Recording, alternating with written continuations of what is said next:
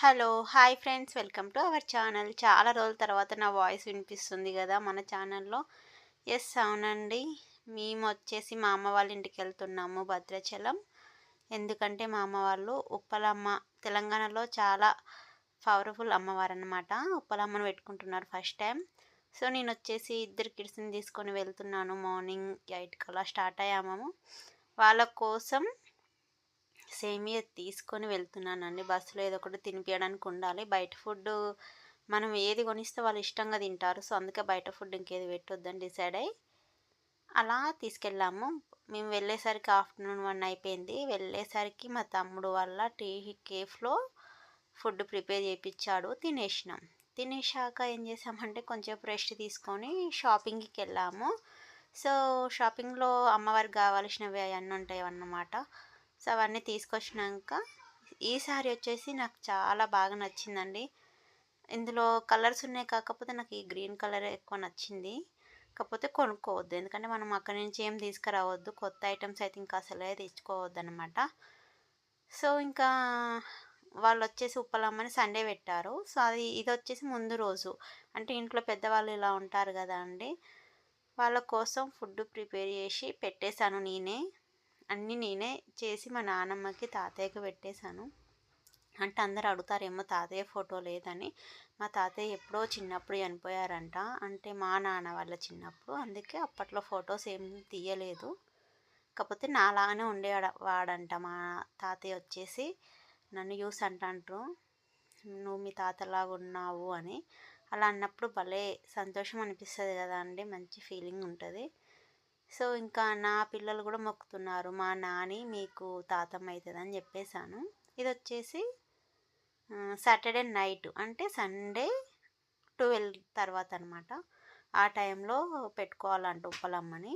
ఉప్పలమ్మకి పెళ్లి చేస్తున్నారు. పెళ్లి చేసినంక తర్వాత విగ్రహాన్ని టెంపుల్‌లో గుడిలో ప్రతిష్ఠించుతారంటారు గదా! అది చేస్తారనమాట. ఫస్ట్ టైం నేను దగ్గరుండి చూస్తున్నాను. సో, చాలా మంచిగా అనిపిచ్చింది.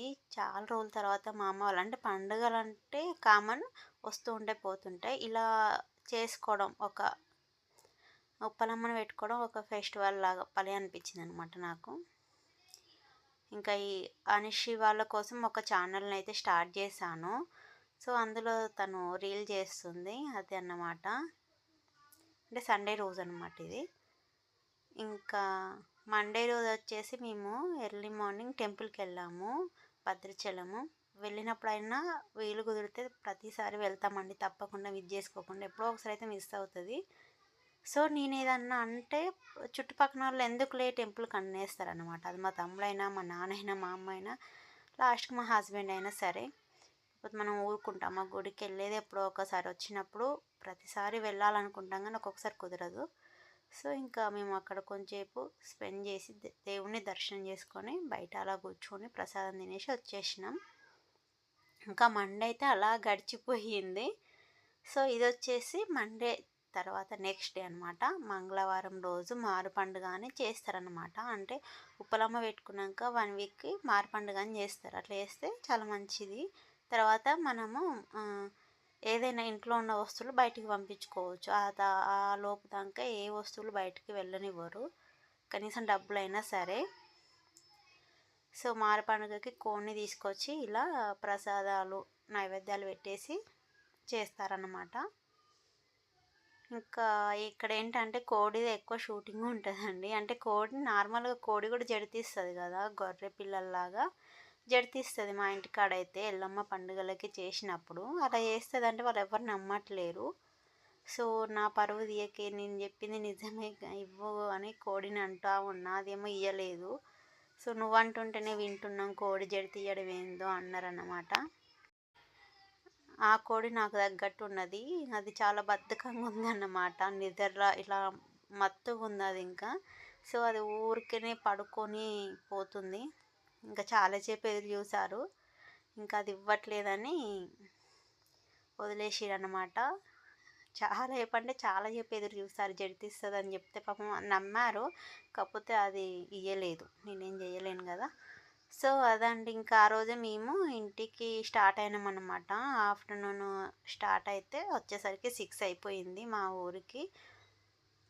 ఇంకా అక్కడి నుంచి ప్రతిసారి చాలా తీసుకొచ్చుకునేదాన్ని. పప్పులు, అవి కారము, పసుపు, ఏమన్నా వెజిటబుల్స్ ఉంటాయన్నమాట. మా అమ్మ వాళ్ళ ఇంట్లో ఎప్పుడైనా ఏవో ఒకటి టమాటోస్, వంకాయలు, బీరకాయలు అలాంటివి.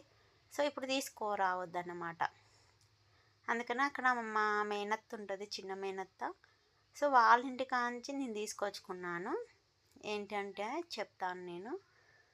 చెప్పాను కదండీ కోడిది ఎక్కువ షూటింగ్ ఉంటదని. చాలా వరకు ఇదే ఎక్కువైపోయింది. ఓకే. ఇంకా నెక్స్ట్ వచ్చేసి మేము ఇంకా జర్నీది ఉంటది, ఏముండదు. వచ్చేసరికి ఇల్లు మొత్తం ఆగం ఆగం అనిపిస్తది కదా! ఇల్లు మొత్తం క్లీన్ చేశాక సో ఏం చేసామంటే ఇంకా వంట ప్రిపేర్ చేసుకోవాలి కదా! వంట కూడా మేము ఏమేమి వెజిటబుల్స్ తీసుకొచ్చానంటే వంకాయలు, గోంగూర, పాలకూర, సో అవన్నీ తీసుకొచ్చాను. ఇంకా అసలు కొంచెమే సమ్మర్ కొంచెమే స్టార్ట్ అయింది కానీ ఎండలు మాత్రం దారుణంగా ఉన్నాయండి. ఇంకా మే నెలలో అయితే తట్టుకోలేమనుకుంటా. 2 కిడ్స్‌ని తీసుకొని బస్సులో రావాలంటే చుక్కలు చూసామన్నమాట. సో అది ఇంకా అలా వంట ప్రిపేర్ చేసుకొని తినేసేసరికి 9 అయిపోయింది కరెక్ట్. మళ్ళీ నెక్స్ట్ డే వచ్చేసి అన్షికి ఎగ్జామ్స్ స్టార్ట్ అయిపోతాయి. అందుకనే మేము తొందరగా వచ్చేసినాము.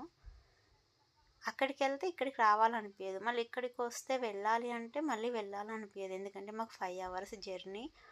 బస్సు జర్నీ అంటేనే నార్మల్‌గా పిల్లలతో అంటే ఇంకా మనము చాలా కష్టంగా ఉంటది కదా అండి.